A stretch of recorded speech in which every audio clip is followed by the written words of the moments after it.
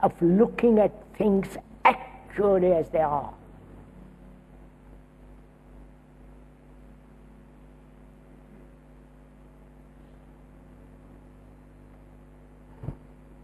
So can we look together?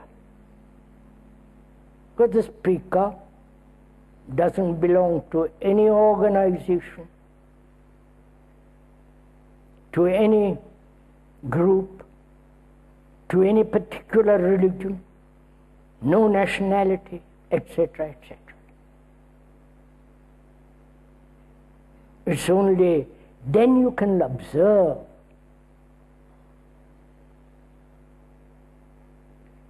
If you have learnt a great deal, accumulated a great deal of knowledge from books, from experience and so on, your mind has already been filled. Your brain is crowded with your experience, with your particular tendency and so on, which is all that is going to prevent you from looking.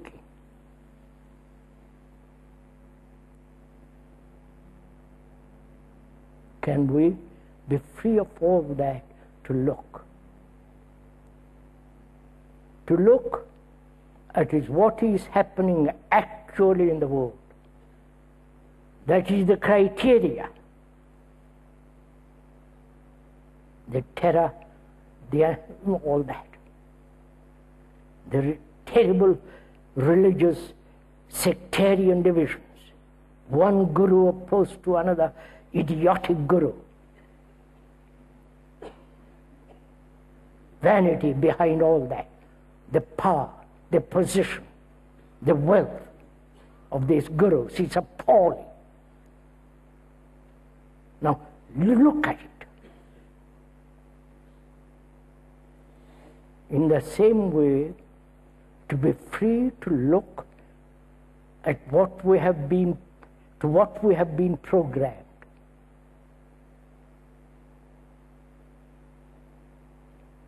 If you are an engineer, you have spent years and years and years learning all the implications of being an engineer. That's part of your consciousness. If you have followed a certain guru, that's part of your consciousness. That's part of your being programmed as a Catholic and so on, so on, so on. Can you look at yourself not as a separate human being, but a human being that is actually the rest of mankind? To have such a feeling means that you have tremendous love for human beings.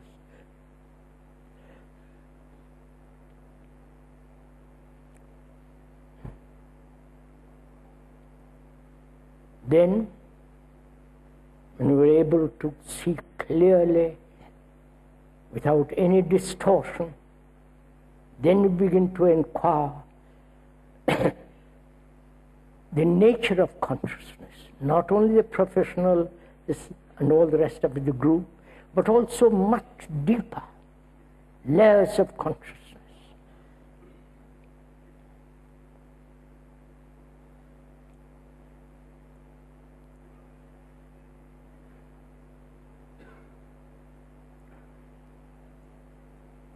We have to inquire the whole movement of thought. Because thought is responsible for all the content of consciousness. Whether it is deeper layers of consciousness or the superficial layers, all the content, the professional, the group, the particular religious program, all that is the movement of thought. Right?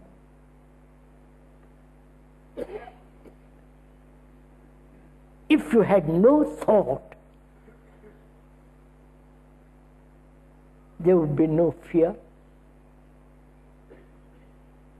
no sense of pleasure, no time, thought is responsible. Right? Not only responsible for the beauty of a marvelous cathedral,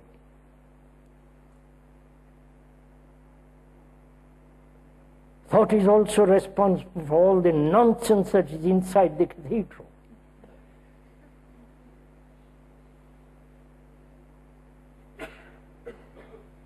All the great paintings, the poems, the music, all that is the activity of thought, perceiving the sound, hearing the marvelous sound, and transmitting it on paper. That is the movement of thought. The poet imagining, like Keats, and putting into words the many odes of, the marvelous odes of Keats.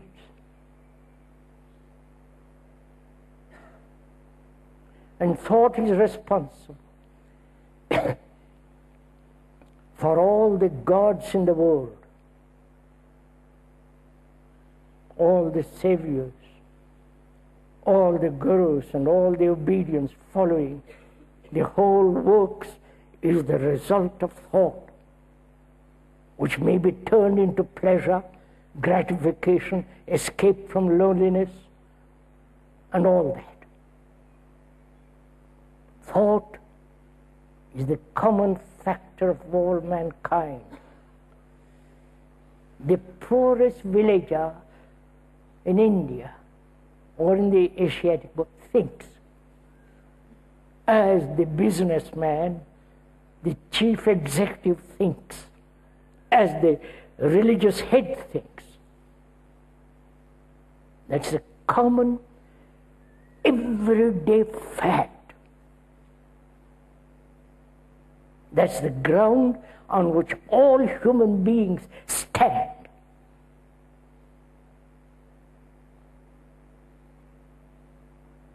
You cannot escape from that.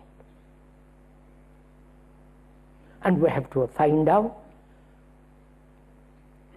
whether thought not only has brought about great things in the world, like surgery, communication, satellites, what technologically it has done in the world. And also thought has been responsible for the division of man. The American, the Russian, the English, the French, the Swiss, the Muslim. Thought has been responsible for the division of man. Thought has been responsible for the division of all religions. Right? Obviously. If there was no thought, there would be no religions as organized now. Baptism, that stuff. So thought has done marvelous things to help man, but also thought has brought about great destruction.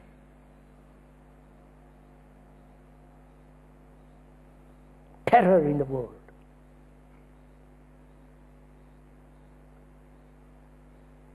So we have to understand the nature and the movement of thought.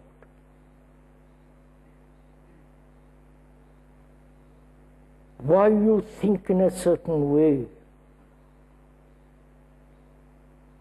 why you cling to certain